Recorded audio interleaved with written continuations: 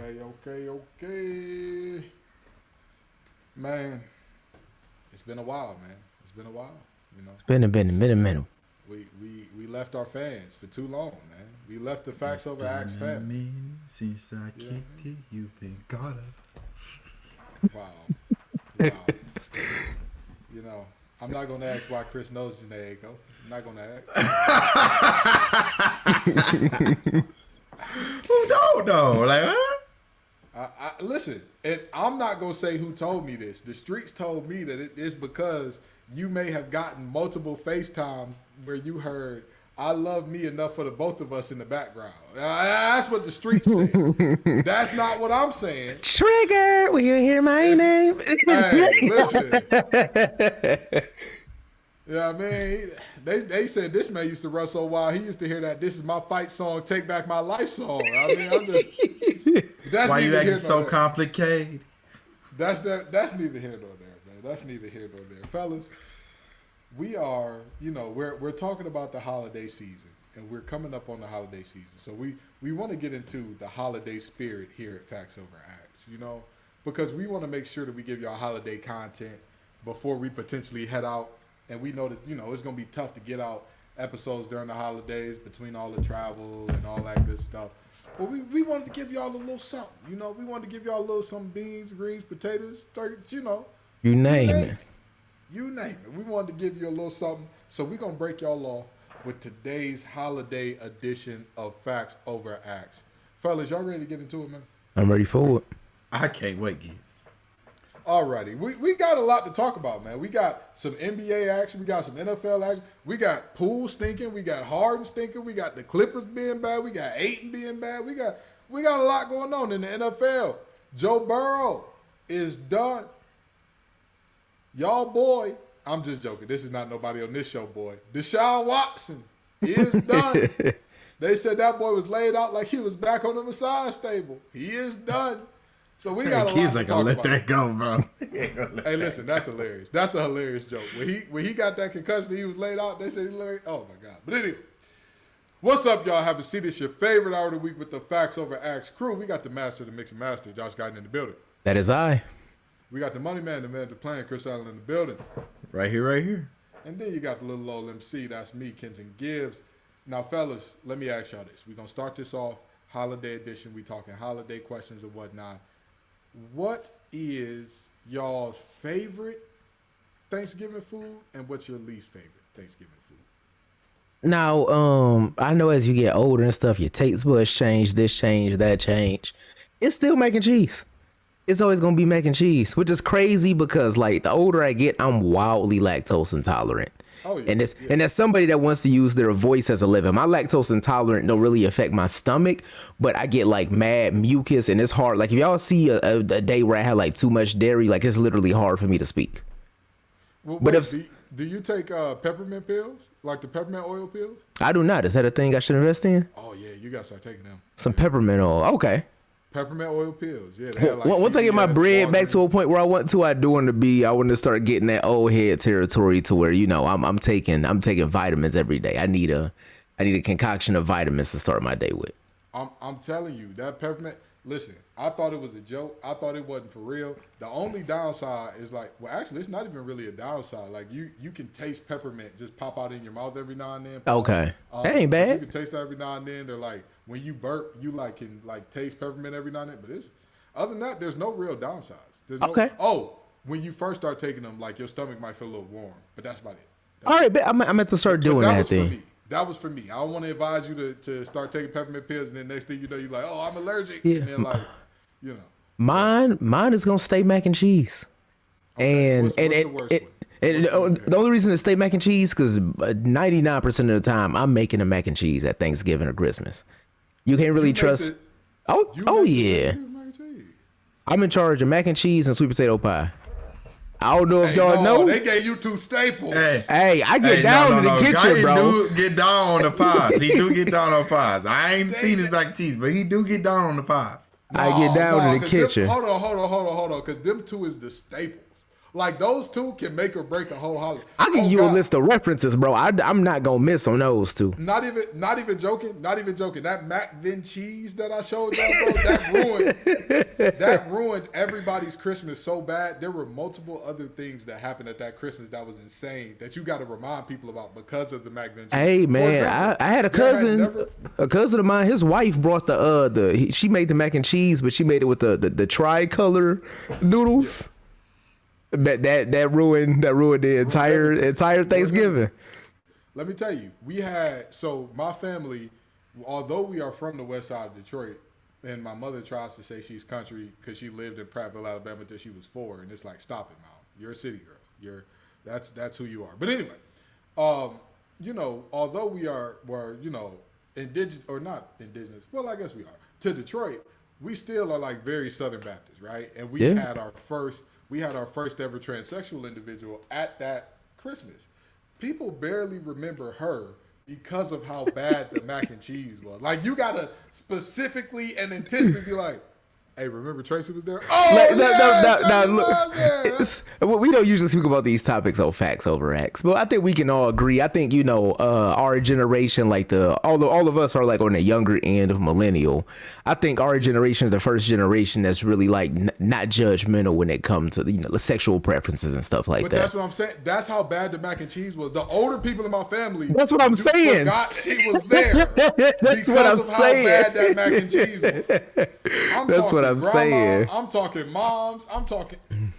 It was nasty work. So okay, all right. They get you to stay. Well, now I got to get in on that. I got to get in on that, brother. I got to get in on. Now, what's the worst? What's that Thanksgiving food or holiday food where you just like, bro, keep that away from me? Why are y'all making that? If I'm being honest, in the like stereotypical Thanksgiving rotation, don't be big fat and greedy and say none. Don't. I'm honestly trying to think. Oh my God. You know what? You know what it is. You know what it is, and y'all gonna call me crazy. And I like this food, but I don't like it at Thanksgiving. I don't like it at Christmas. It don't fit the occasion. A potato salad. Oh, yeah. Because one, it got to be made right. Like, it's super easy to mess up some potato salad. So if 9 times out of 10, especially if it's just like somebody making it, you might not get a good potato salad.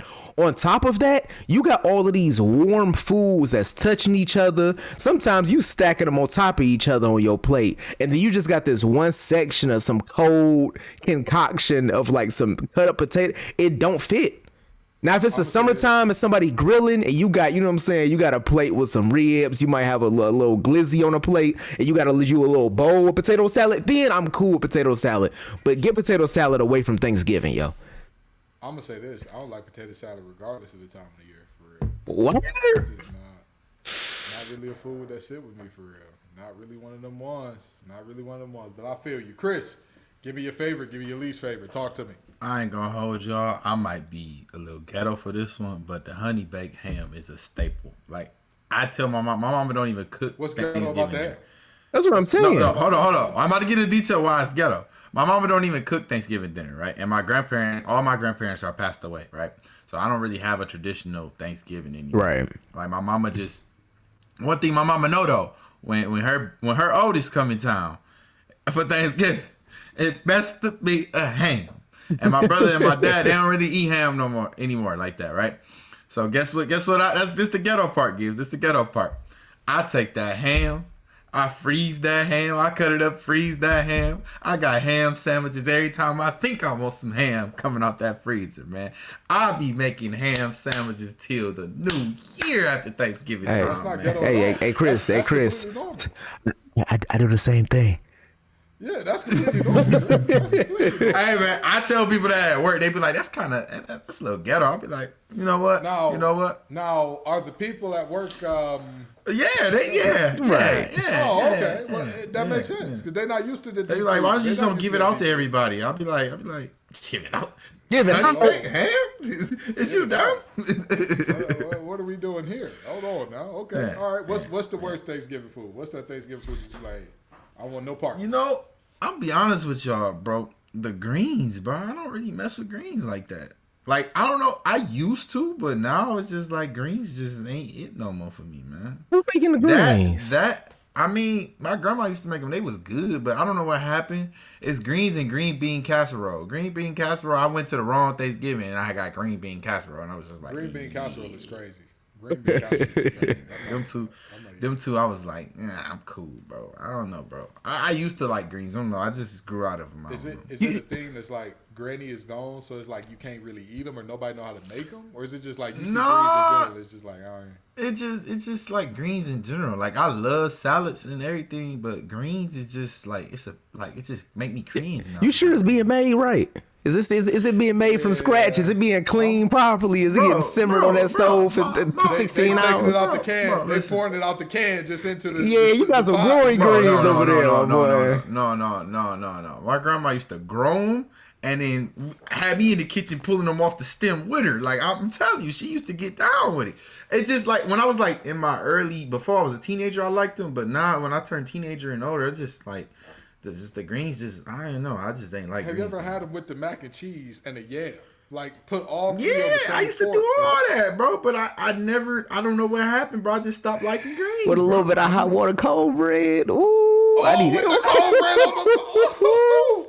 I need me a plate, boy. Acting unusual. I'm acting unruly at that point. I ain't gonna lie to you. I don't know what happened, bro. I used to be the same way when greens was being made. Like, oh yeah, I'm getting extra. But now it's just like, I don't know, bro. Yeah, I'm not gonna lie to you. I like most foods in terms of Thanksgiving foods, but dressing or stuffing, whatever you want to call it, get that away from me. Why would you do that? Man, you tripping, bro. Put some gravy on mine with some turkey. You know what? You know what, Gibbs?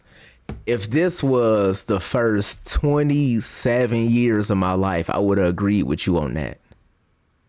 But I got invited over to Thanksgiving at my homegirl grandma crib last Thanksgiving. I don't know how she make her stuffing different. Here's the thing. Here's what pissed me off so much about stuffing. When I found out how it was made, like I already thought it was nasty, but when I found out how it was made, I was devastated. I don't care. You make cornbread by itself, and you ball it up and like crumble it up and put other stuff in the cornbread. Bro, I love cornbread. Cornbread is one of my favorite things. That's one food for me. That's universal. Don't matter what time of the year it is, what time of the day it is. You know, and I hate to say this because I know somebody gonna make that "you want your cornbread" joke. I already know it's coming somewhere in the chat. But that's one food for me. That's all time. And you voluntarily was just like, you know what to make this better? Some chicken stock. You know what to make this I gotta get you some of that. I gotta get you some of that, man. I'm telling you, it was so good. I could eat a bowl of that by itself, bro. That's how much it was hitting. Dressing is one dish that can make everybody sick or make everybody happy at the Thanksgiving dinner table. Like, that's the one dish that, like, it'd be like, everybody not feeling good. It was the dressing. Like, everybody gonna point to the dressing. That dressing means nothing to me. If everybody gets sick, if somebody wanted to murder my entire family and they poisoned the dressing, I would be the last survivor. I would be looking around everybody. Oh my God, is y'all good? Oh, they poisoned the dressing. They poisoned the dressing. But my favorite is, now that I think about it, I was struggling to come up with an answer too because I was thinking yams or mac and cheese. But now that I think about it, it got to be cornbread, man. And my auntie made cornbread with broccoli in it, bro. Oh my God! And broccoli in it. It sounds disgusting. I know it sounds terrible. Auntie Lynn, if you're hearing this, you know, love you, baby. She throws down. We gotta dive a little deeper to this. Hold on, cornbread with some broccoli. It's cornbread, broccoli, and it's honey infused in the cornbread with a honey glaze over the top with the broccoli in it. Look, I'm going to withhold judgment until the day that I meet Auntie Lynn. I'm able to try it. But best believe this is going to be a clip on the Instagram because cornbread with some broccoli sound like nasty work. Here's the thing. Honestly, I grew up on it. So I never knew that cornbread is not supposed to go in broccoli. But when everybody would talk about why it sounds nasty, they're like, oh yeah, it sounds like it takes away from the sweetness. I'm like, no, it's super sweet. It's damn near like cake. But then I thought about it. I'm like, oh, it's something that she's doing to it that make it taste like that. So that's all right. Okay. All right, now we got to get to this because we know the best part about the holidays is never the food. It's the family. It's the family. What is the best and worst part about all your family getting together at the holidays? Talk to me, fellas. If I'm being honest, I can't really give you like a best one because my family don't really meet up for the holidays no more. Ever since my grandma passed when I was like 12, like, you know what I'm saying? She was the glue that held everybody together. So since then, I just be floating around. The past, I ain't spent the Thanksgiving with my family, including this one. And what about Christmas? No. No, like the past few Christmas I spent with my nieces, you know what I'm saying? Like I didn't spend with my nieces, but as far as like the whole family being together, the whole family ain't been together since whenever the last funeral was, if I'm being honest. Oh my God. Yeah. So but always talk about I need therapy. Brother, this is the what? The family don't get together for Thanksgiving or Christmas? No. I'm not even spending this Thanksgiving with my family. I'm over my my homie's crib for Thanksgiving this year. Well, Gibbs, I hate to leave you on the island, but Guyton ain't lying. My dad's the only child. He's adopted at birth. My mom family, like, we just don't. When grandma got sick, it was a wrap. A wrap. Like, I go by whoever I'm dealing with around Thanksgiving. I go by their crib. Like, it ain't my Somebody saved the grannies. Somebody get the grannies in the places. The family, like, it ain't none of that no more. But I ain't had a real Thanksgiving dinner since like 2016. Like, I'm not even joking. Yeah, I'm gonna have to call grandma doors and say thank you for being alive. Man, I will say that my favorite part about Thanksgiving was, especially Thanksgiving, was like my grandma could cook, my grandma could throw down. But like my auntie, as my grandma was getting older, her oldest daughter, my auntie Linda, will always want to get the whole family together. But she was one of them aunties, like I'm not saying she couldn't cook. She was kind of mid with the cooking. You know what I mean? It was some stuff she was good at. It was some stuff. So she used to do a potluck.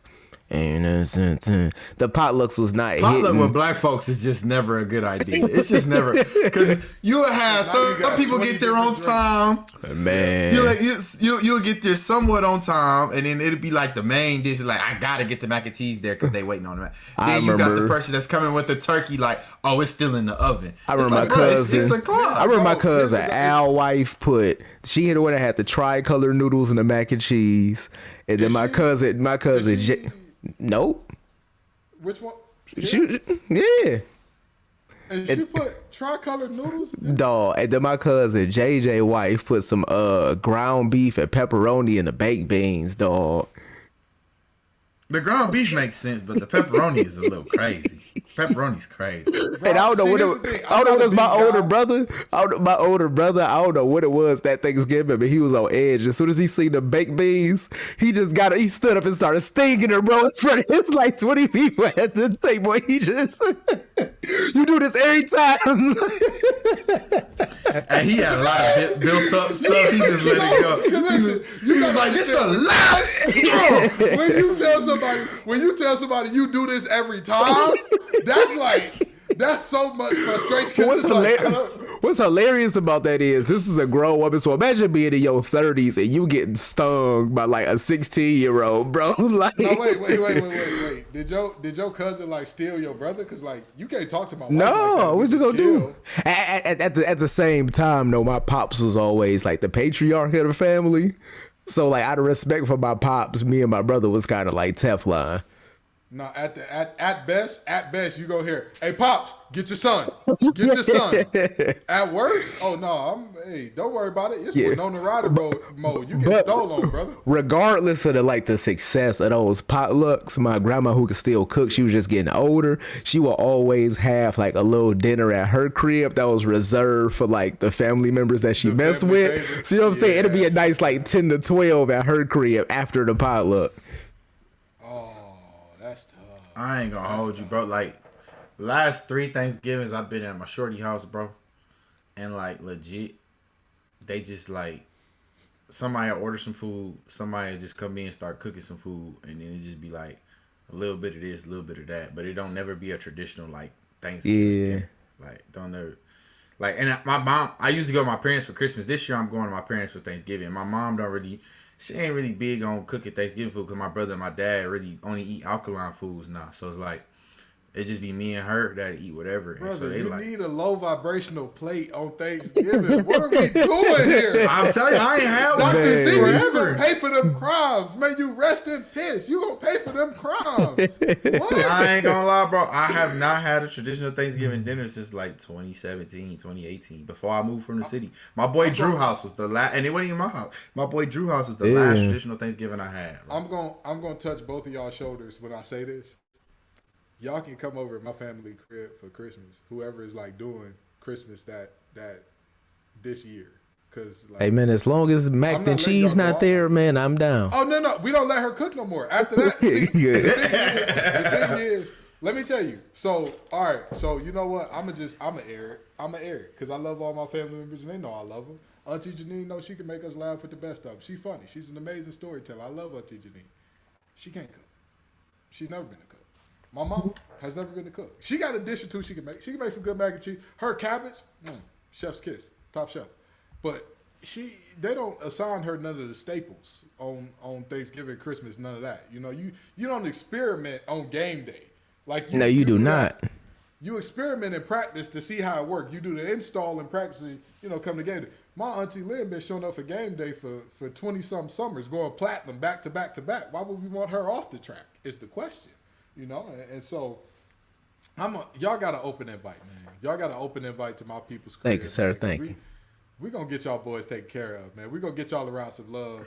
I'm going to tell you, my family. I mean, I'll be around love. It just don't be no food. But the food, do y'all not like? The food is the love. Breaking bread. Yeah, breaking bread. My family so big because like the food is the love for real. Like, it's breaking bread and enjoying the holiday. But I mean, I ain't gonna lie. Like I just had since I left the city, I really ain't had none of that. I mean, honestly, the best part about being around my family is like my sister told me this. I didn't even realize it. She said, "You kind of the Beyonce of the family." I'm like, "What?" She like, "You never noticed that every time we tell you about the holidays, it's a fight, and when you've been home, there has never been nobody throwing hands, nobody doing nothing when you here." I'm like, "Really?"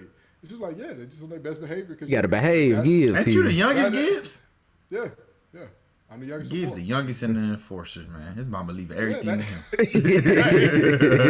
Hey, let me tell you, that's the best thing. The worst thing is we always, when somebody get drunk enough, we always gonna find out a new family secret.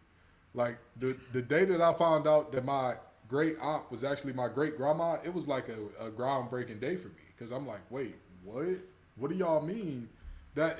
We used to call her Granty after that. It was a hilarious time. So basically, my great grandmother had my grandmother at a very, very young age, but because they were in Prattville, Alabama in like the 50s, what they were doing was like all of those kids worked on the farm and all that with the parents. So when my grandma was born, they were like, "You're not old enough yet to go like live life and do all the things. So we're going to raise her as your little sister." And that's what they did. So we knew her as Aunt Mary, but it turns out she was our great grandma all along. And I found that out like one random day. And the reason that I don't like that is because like it always diminishes like how impactful these things are. You know what I'm saying? Yeah. Because for years I was like, man, I never met great grandma. I would have loved to meet great grandma. And then it's like, no, you met her.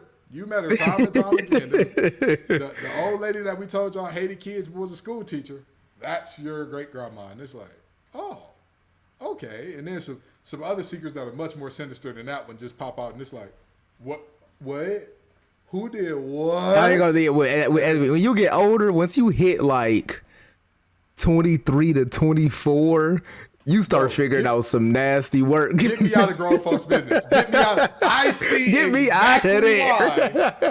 exactly why my parents were like, you do not want to be in grown folk business, because in hindsight, I do not. I do not want anything to do with grown folk business. You know who else wants nothing to do with grown folk business? Jordan Poole and James Harden. Both of those two have been asked to be number ones on their most recent teams, and both of them have been putting on absolute disaster classes. Now, Chris, I know you're a James Harden guy, so I'm going to call you to the carpet first. What's going on with your boy how do we get him together? How do we get the Clippers together? Or do you just let this run its course? Or have you jumped the Harden bandwagon altogether? Have you jumped off? No, I mean, I still appreciate what Harden had did for the game of basketball, right? At one point, Harden's one of the people, either you love him or you hate him, right? People hated him for the foul drawn, but people also loved him for what he did for Houston, right? And that's one of the things that I liked about Harden is what he did for Houston, right? Houston had just got rid of Tracy McGrady, couldn't figure out how to get that rebuild going. Harden came about. He was available. They got him, and then he transcended Houston Rockets to a credible organization, right? That's what I like about Harden, love about Harden, right? So here's the thing, right? And I said this last year. Harden is not that James Harden from Houston anymore, right? And sooner or later, everybody gonna realize it, and James Harden finally gonna realize it, right? But here's where I gotta give him some slack, right? And I'm not a lot of slack, but just a little bit.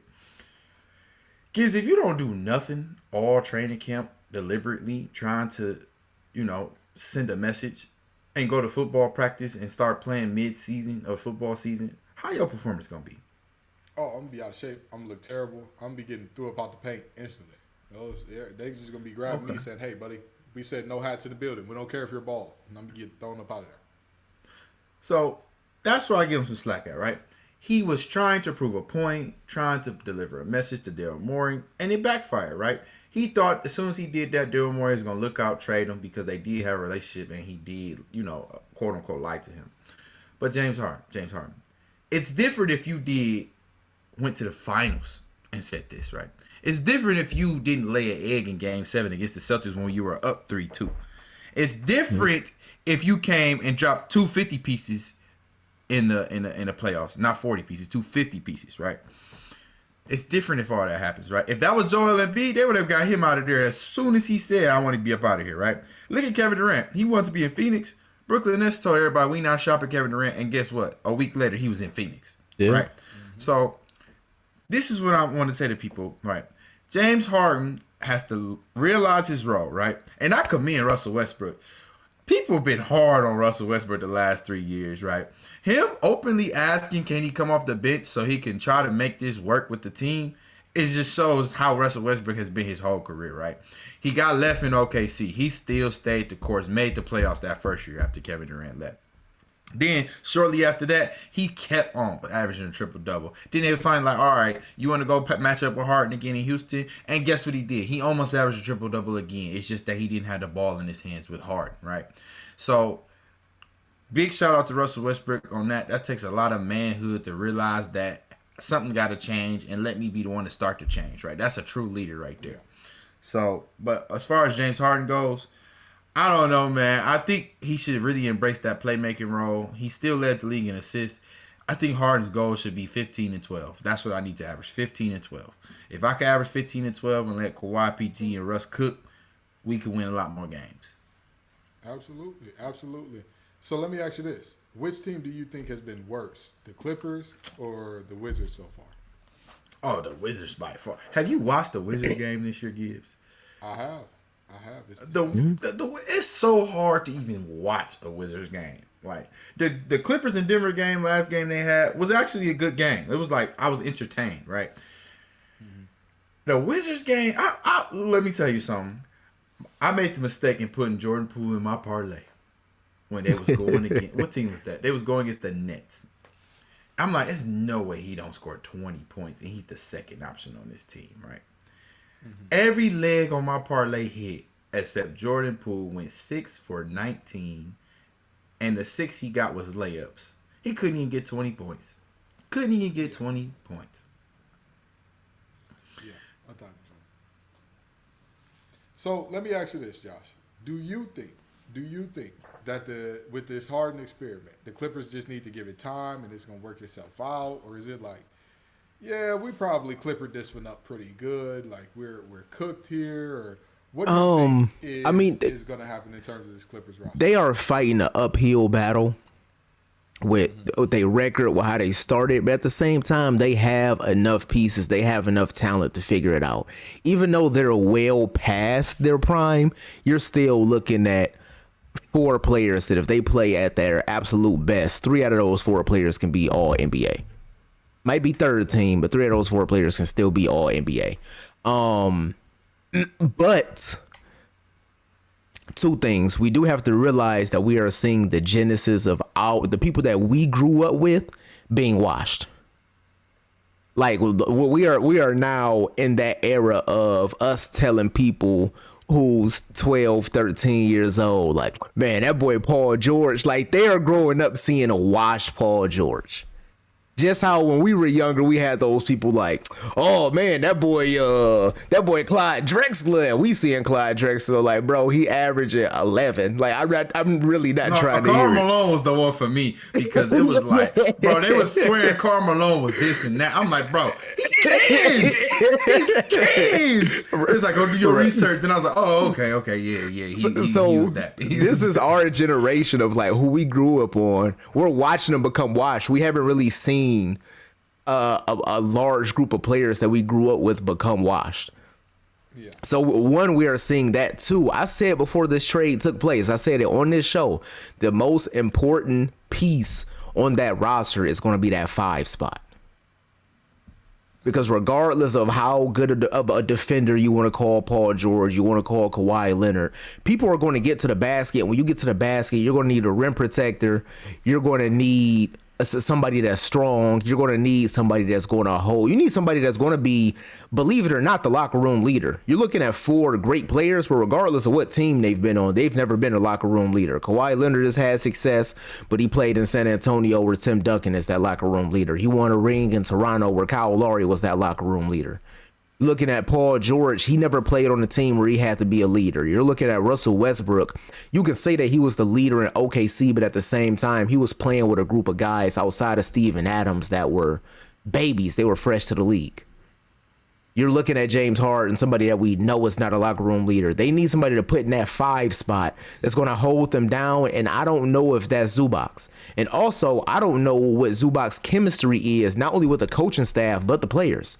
If you look at that game that they just had where in the fourth quarter, they had Denver on the ropes and Jokic and Aaron Gordon physically pulled Denver back into that game, it's because they had no interior defense. And Zubac was sitting on the bench with 4 fouls with 3 minutes left in the fourth quarter. He easily could have came in and played those minutes, but they decided to put Norman Powell out there as their number 5 as opposed to having a big in there to protect the paint. Yeah. You know, I look at this Clippers team and I say, you know what'll help y'all? You know what'll fix y'all? Stop being the damn Clippers. Stop. Yeah. You should have never went out and got Harden. You should have never went out and got him. But here's the problem. Now there is no fix.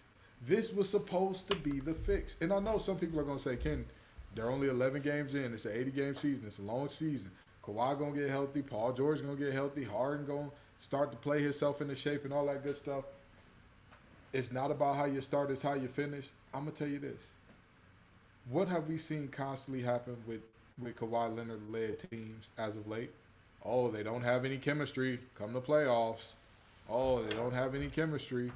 What have we seen out of James Harden time and time again? What has been James Harden's Achilles heel? And I'm not talking about the strip clubs. Chemistry. Consistency. And chemistry. And that's been the thing. Every time he gets to the playoffs, he shows up small. Chris just told us against Boston, if he shows up big, they end up fine. Here's the worst part. Here's the worst part about it all. Paul George, you're supposed to step up and be the guy. If they can't do it, and you're showing us that you're not necessarily the guy that they can rely on to be healthy and all that and lead this team to victories. So, all in all, I think that the Clippers are much worse than the Wizards, not in terms of like, oh, if they play the game right now, who do I think will win? I think it'd be the Clippers. But the Wizards are not supposed to be good. We knew when Jordan Poole was going to be their first option. We all knew right then, like, oh, man, Jordan going to get his 30 a night, but they still going to get Blue out. But we didn't expect him to be hard to watch. We didn't expect him to be hard to watch. Yeah. We did not expect Jordan Poole to be this bad. We thought it was going to be fun basketball. Exactly. We thought it was going to be fun bad basketball. Not instead of throwing back alley-oops off the backboard to cut the lead to 21. Like, that's crazy. Why are you doing that? Why are you, I look at this situation and I just say to myself, man, that's a bad team that's supposed to be bad. The Clippers, they're a bad team that gave it all. Pushed all the chips to the middle. and said, "Hey, we gonna get ourselves a championship." Like that's just what this is, man. It's very disappointing. Very disappointing to see. I see my brother in the chat. What's good with you, Kevin? How you doing, brother? But anyway, it's hard for me to imagine that these teams have comparable records, given one team has Kyle Kuzma as their second option, and one team has, I mean, who would you say is the Clippers' second option? Kawhi. Paul George has definitely stepped up to be the first option. Okay, so who would you say is the third option? It's supposed to be Harden, but Harden not shooting the ball. Okay, so let's just say Harden is their third option. Their third option is better than the Wizards' second. I would still argue that Harden is better than Kuzma at this point in his career. Harden better than their first option. Right. But that's my point. That's my point. You knew, like, we didn't know that Poole was going to be this bad, but we knew that there was a chance. They fourth option better. Well, I'm taking Westbrook over Jordan Poole. Ladies and gentlemen of the jury, I'm resting my case. That, like, we expected this team to be bad. Again, not this bad. Not Jordan Poole being But this again, bad. bro, we didn't expect them to turn the game on. But like, bro, why am I watching the Wizards? Like, that's literally what you see when you turn on the Wizards game. No, wait a minute. We knew this was a chance. Everybody knew it was a chance that We Jordan knew it was a chance. Mode. Well, it was a rebuild mode, but it's so bad. that's Like, what I'm yeah, saying. I watched that game. I said, bro, I definitely thought we was gonna see like some J.R. Smith Shump type basketball. Like that's what I was expecting, but I'm not surprised. We're seeing a team that's in rebuild mode, and we're talking about a team that's supposed to be in championship contention in the same bracket. Like, that's objectively what we're doing right now. So, like, to me, that means that either the team that's in rebuild mode is great, or the team that's in championship contention, allegedly, is god-awful. And that's what I think it is. I think that the Clippers are just god-awful right now, and they're hard to watch. Let's just be very honest about this. You know who the Clippers are could also- really use? Like, really use? The Don't say Clippers that. could Don't really say that. use a... He gonna say Draymond Green. No, heck, what? No. The Clippers could really use like a Mitchell Robinson type big. A big that just wants to grab rebounds and shot. Hey, Mitchell Robinson would be nice. Bro, that's what they need. They need somebody that's not going to be another personality in the locker room. Not that Zubac is, but he not athletic, and he still try to get his buckets, right? Mitchell Robinson, I've seen games, he been 0 for 0 and had 17 rebounds, bro. Like, let me tell you something. The Knicks are turning Mitchell Robinson every which way but loose. They are not letting that young man go. You understand? But Clint Capella would be good for I was him, about to too. say they should go get Clint Capella. Well, I can see it. Well, speaking of Draymond Green, speaking of teams having folks in chokeholds saying that. Speaking Knicks of turn Jordan. Mitchell Robinson every which way but loose. Draymond Green has been suspended 5 games for putting Rudy Gobert in that Samoa Joe chokehold. Boy, he got that. Put him in man that hemmed coquina up. clutch. He put him in the coquina clutch. Fellas, do you think the suspension was enough? Do you think Draymond Green was in the wrong? And what are your takeaways from this situation between the Timberwolves and the Warriors? So one, yes, I think the suspension was enough.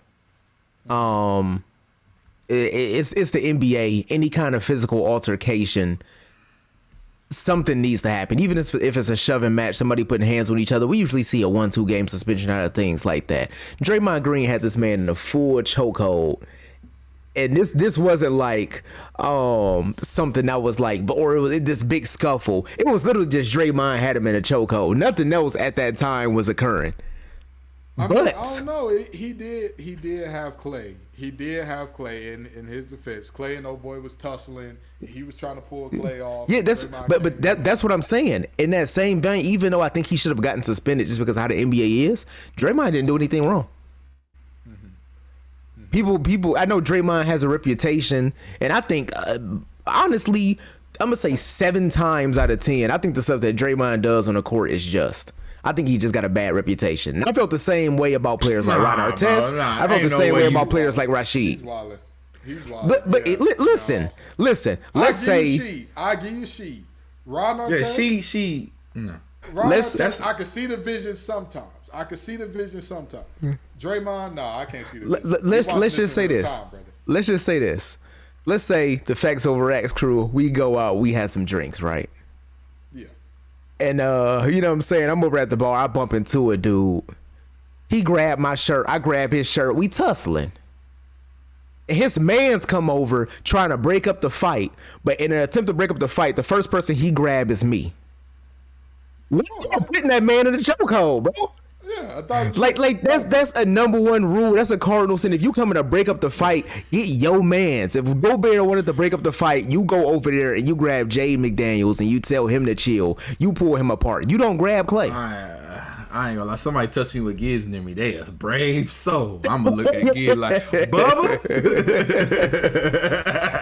Don't worry about it. Don't worry about it. You know, me and Draymond gonna be twinning them that day. But you know, honestly, this is such a soft look for the Timberwolves, man.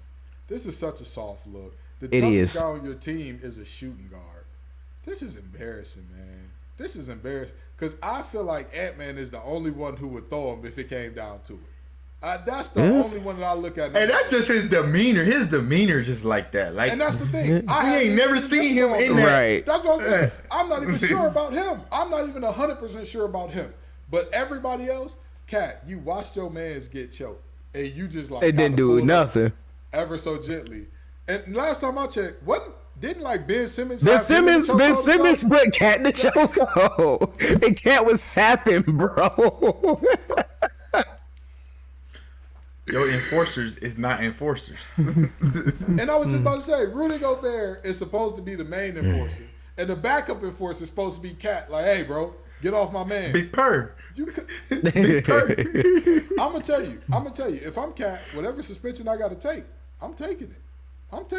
I'm coming in, and once I see if I can't get you choked up and get you off my man's, bet. Now we going fisticuffs. Now it's. I mean, and the Timberwolves are playing good this year. That was your chance to enact like a culture shift in Minnesota basketball. Yeah, because that moment would have been known as a seminal moment of like, hey, they're not that's when they became some dogs. That moment right there. We all seen Longest Yard, bro. Remember, they was like looking at everybody's stars. The dude had 4 stars. He had 3 stars. Looking at which convicts they was going to bring to the game. And then Chris Rock like, man, look me up, man. I know my half a star. That's Gobert, right? He got to go do something to get his stars up, man. He got to go do something. He needs to go out there and clothesline the next person try to dunk on him, man. When Adam Sandler said you might want to start a pillow fight, it might get you boosted up to 1 star. I said, bro, what? You are a sick brother. This is crazy. But again, I just think that this is a terrible look for the Timberwolves because the Warriors aren't even known as a tough team. Nobody looks at the Warriors as like, hey, those is the Billy Badasses of the league. Like you can't mess with them. Brother, shiver me timbers. Like that's not them. Right now, they're the Steph and everybody else show. And you let that team bully you. Very embarrassing. I don't know what teams I'm watching anymore. So, you know, I'm a streamer. I got the setup. I got 3 screens up right now, right? You know what I'm saying? I'm producing, I'm emceeing the podcast on this screen right here. I got the rundown and stuff on this screen right here. And I got the games up on this screen. Right. There is a game on right now with the team with the teal and yellow court. Can y'all tell me what team that is? Teal and yellow. It gotta be either the Hornets or it's this in-season tournament. It's probably the Knicks. It's the Spurs. Why do the Spurs got a teal and yellow court, bro? Oh, because the championship, the little cup in the middle is yellow, ain't it? Is that not why it's yellow? No, because not every team got that yellow in the middle. Never mind. This is different. Honestly, how do y'all feel about the play-in? Like, now that we're seeing it in real life, how do y'all feel about the play-in? I think that this has been completely veckless because they haven't put anything behind it. I think it's a cool concept, but it has to hold more weight. Yeah. I think it's a cool. No. I give it to y'all like this, bro. I gotta break it down from my perspective, right? And anything you implement in the world, right? And I come from a manufacturing environment. Anything you implement, right, from right away, you got to give it some time for people to soak it up, right? So this is like the tester, and then they gonna bring out something like, okay, play for the money right now, all right? They play for the money. They play good. If you ask me, the season that kicked off way tougher. The other night, it was a statistic. It was 4 disputes that broke out in NBA basketball. 4 disputes that broke out in the same night. Yeah. Right? That's the same night Draymond. The season to me got an upkick this first half of the season. Usually this people don't be saying the season start till Christmas time. And here it is. We talking about Draymond suspended 5 games. Dang. And hooping. He talking crazy to the Warriors. There's a little rivalry going on with Warriors and the Wolves right now. You know, like, to me, this kickstart the league, right? And give it some years, give it some time, and people gonna be like, nah, in-season tournament, then the play-in, then the offs. We got all 3. I feel it. Okay, from the standpoint of we are talking about basketball when it's in the heart of football season, I see the vision. I see where you're going. I think if they put more weight behind it early, because to me, I think it's always better to have to dial it back as opposed to ramp it up later. You know what I mean? Like, it's two things for me that even though they're still experimenting, 2 things that they can do to change this. I know they're playing for money, but maybe there is a way that you can like have more stakes in terms of like the seeding at the end of the season or something like that. I don't know exactly what, but like this group play is something that they do in soccer. I don't know exactly how the soccer season works, but I know group play like largely impacts the standings. Yeah. You could maybe give teams like a 5-game, like the winner of this technically gets like a 5-game boost or whatever. Yeah, or you remember back in the day, like even if a team had a better record than you, if you won your division, you still had the higher seed. Maybe they could do like if you win your group, you guarantee home court or something like that.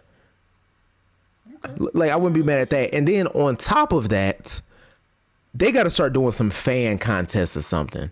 I don't know if we'll ever have any future sponsorships with, who's currently doing the jerseys right now? Adidas? They're back on Adidas, right? Nike. No, Nike. Nike's doing them still. I don't know if the Facts Over X is ever going to be sponsored in the future by Nike. If so, Nike, I apologize. I love Nikes. 90% of my closet is Nikes. These slides I got on my feet right now are Nike. Yeah. Y'all got to start doing fan submissions or something, because these jerseys are despicable. Trash. Like these are some of the ugliest. But it's getting worse and worse every season. Like the first year they did those City Edition jerseys, I'm like 95% of the league has some fire jerseys. Now it's like 3 teams with some decent. Like these jerseys are ugly. The thing is, bro, y'all remember they didn't change jerseys this much. Like we had some stuff we liked, and they kept it like that for a while. And then it's like, all right, it's time for us to retool, rebrand. Let's use some of our secondary colors, right? They changing jerseys like every 3-4 months now. It's like they doing new alternates every season. That's what Nike, they doing new alternates every season. If y'all gonna do that, y'all got to take some fan submissions or hold a contest or something, bro. Because there's no reason your jerseys. Have y'all seen the Pelicans jersey? That's the ugliest jersey I ever seen in my life. But my whole thing is it's not necessary. There's only but so many ways that you could freak each team's color designs and all that to like still be good. Like there's only but so much you can do before it's like, all right, bro, what's happening? Also, I do want to put in a petition for the Pistons to permanently change their logo to their City Edition logo. You know, no, like wait, that, is it still the 313 thing or what is? It's the Bad Boys thing. It's like the orange and black with the basketball that say like 313 and Pistons. And I think that's just a one cool or two. It built the identity, like the Pistons are like this tough, gritty team. And at the same time, man, I love my hometown teams, but I can't really get a fit off with a red, white, and blue jersey on, man. Hey, listen, you gotta. There's enough red, white, and blue teams out there.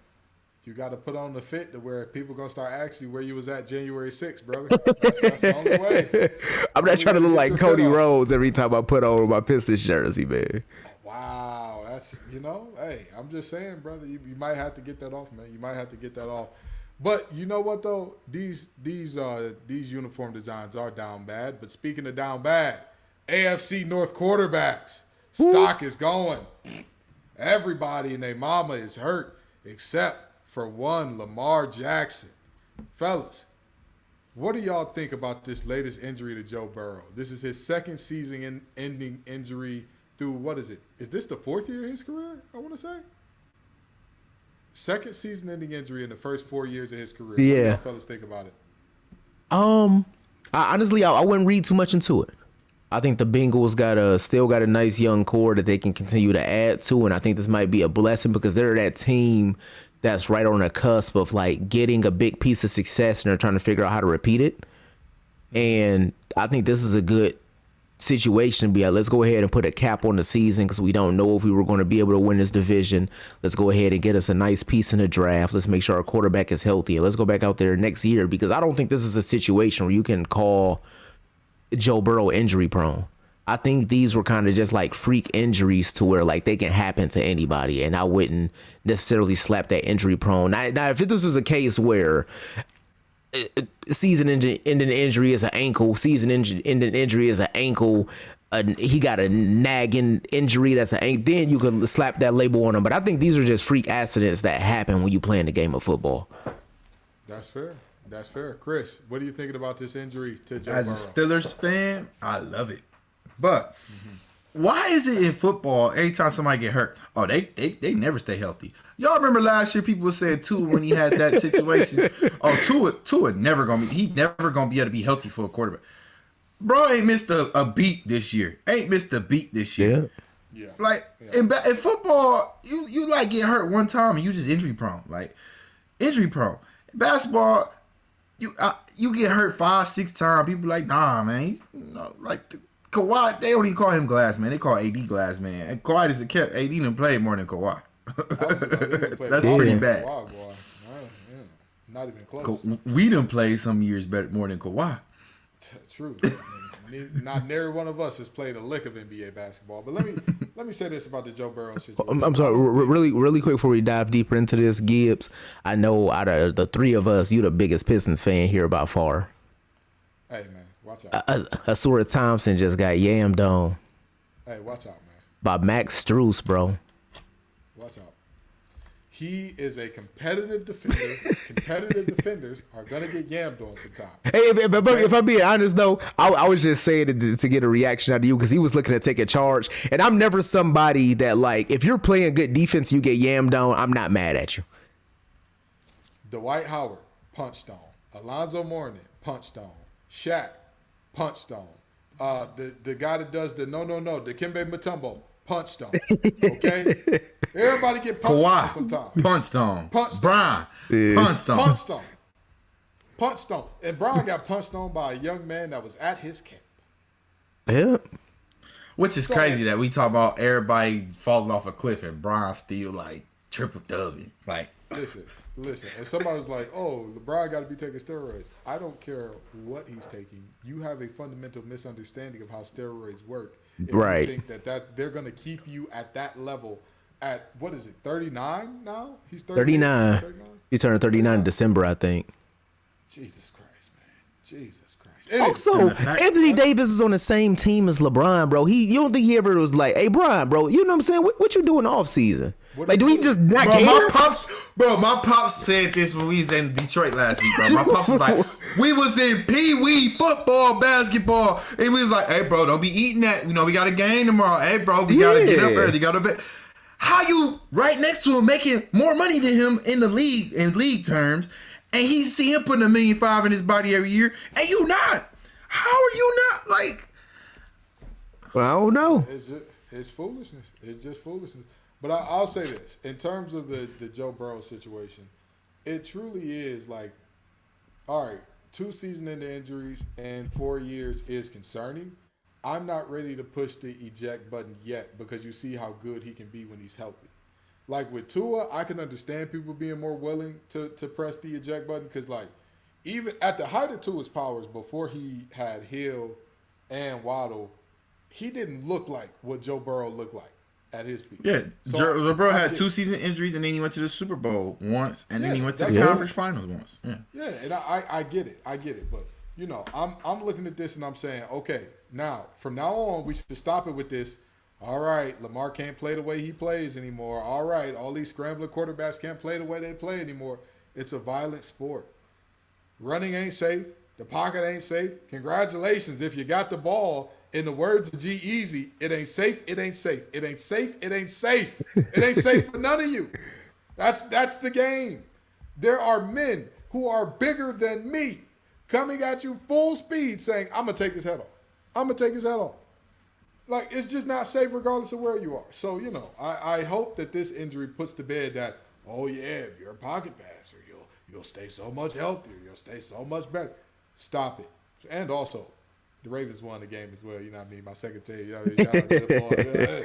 But anyway, so moving forward, do you think that the AFC North is going to be a runaway for the Ravens with the Steelers? I mean, we love Mike Tomlin. That's my dear brother in the bond. Yo to the good noops. But this is a team that has Kenny Pickett at quarterback.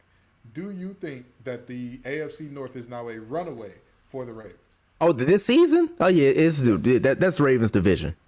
Go ahead and put it to bed.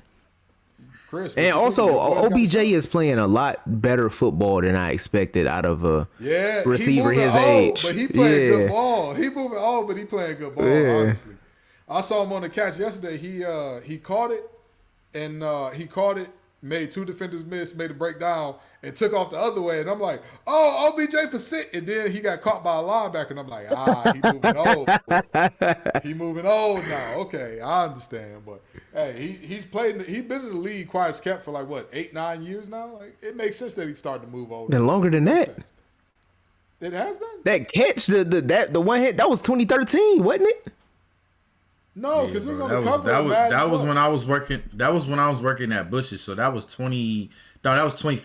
That was 2015. Yeah, I was about to say it was on the cover of Madden like 15 or 16. So it couldn't have been 2013. It was 2014 or 2015, bro.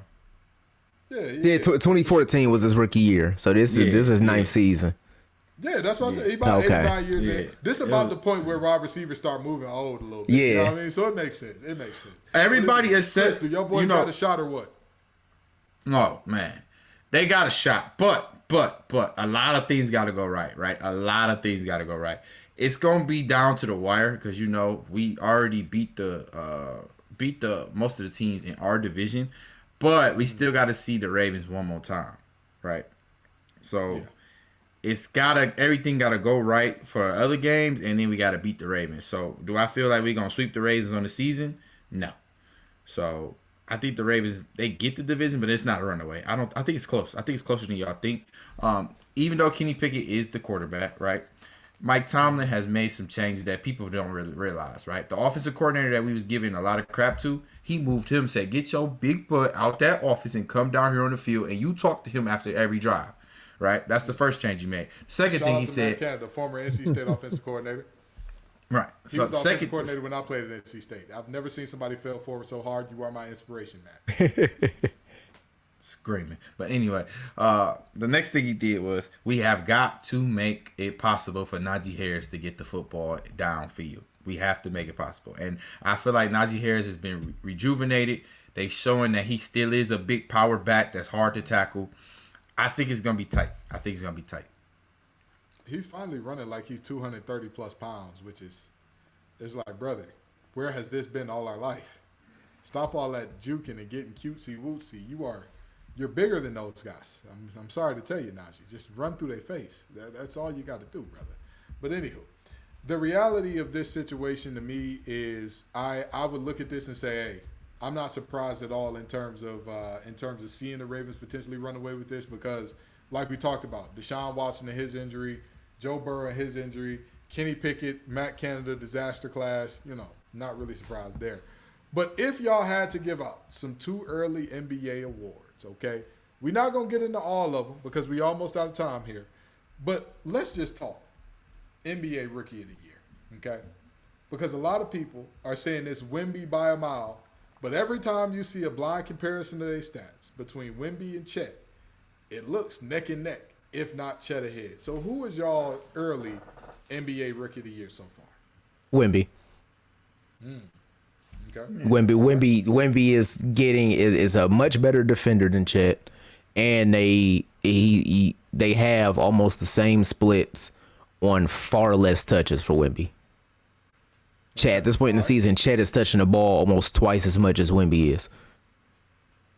Fair enough. Chris, who you got? So I think numbers-wise, Chet has a more benefit because the OKC plays that type of run-and-gun offense, and they also play everybody can bring the ball up. It don't matter who you are. Everybody can bring the ball up. Everybody know with Pop, your numbers going to be skewed because Pop runs a system, right? Yeah. And even though you are really good, you run it. Like, people think that Tim Duncan is not the greatest power forward of all time because he never averaged more than 27 a game, right? But I have you know Tim Duncan was consistent. It was rarely a time where you saw Tim Duncan not average 20 points a game. Rarely a time, or not get 20 points a game. Right? That shows the system, right? So I think it's clear, Wemby, but I think this comes down to who plays the most games. And who you think plays the most games between the two? I think Wemby plays the most games. I don't see Chet. He already had one season into injury. I don't see Chet, playing a whole season after taking a whole year off, basically. I just don't see it. Fair enough. The thing is, the propaganda machine is telling everybody Wemby is the better player, but also the propaganda machine could probably take a couple of nights off because Wemby legitimately is the better player. Like, he's showing to be the better player right now. So I'm confused as to why it seems like everybody's working overtime to make sure that the world knows he's the better player. Like, it's not necessary. It really and truly isn't necessary. Chet is playing well for a rookie. He's playing very well, but Wemby is the guy right now. He's the guy to the point where every time he's in the post, it looks like it's going to be a mismatch. And, it's hard to discount that for a guy Wemby's size and doing what he's doing in terms of handling the ball on the perimeter, knocking down pull-up threes and all that. Like, it's kind of hard to argue against that. So I agree. And before we get out of here, if y'all still want to put them props in, it's not too early. Anthony Edwards, all NBA first team. First team. I like it. Honestly, when you think about the guard play this year, when you think about all the superstar guards, it's positionless. They changed the all NBA rules. There's no more positions to all NBA. Well, I mean, either way, even if we take away the guard aspect of it, if you just think of the traditional stars in the NBA, which stars have been going that crazy to where you're like, all right, and is not in his category? I'd probably say Jokic, so far this season, Jokic, Steph, and Embiid. That's it. Really? You don't think Giannis is in that category so far this year? No, Giannis has had some slow games. The Bucks has had a slow start to the season. Other than getting hurt, I think that Giannis belongs in that category. Maybe Dame, because Dame been carrying the Bucks without Giannis. Yeah, I'm saying as far as players that you could definitively say this season has been better than Edwards, Jokic, Embiid, Steph. That's it. I feel it. I for sure feel it. All right, well, we know y'all tired of us talking about mac then cheese and the fact that Granny's holding the family together and all of these players who playing in, playing out, whatever they gonna do. Poole playing because he got Ruby Rose in front of him. But come on back to next week and the week after that and the week after that. Peace and love, y'all.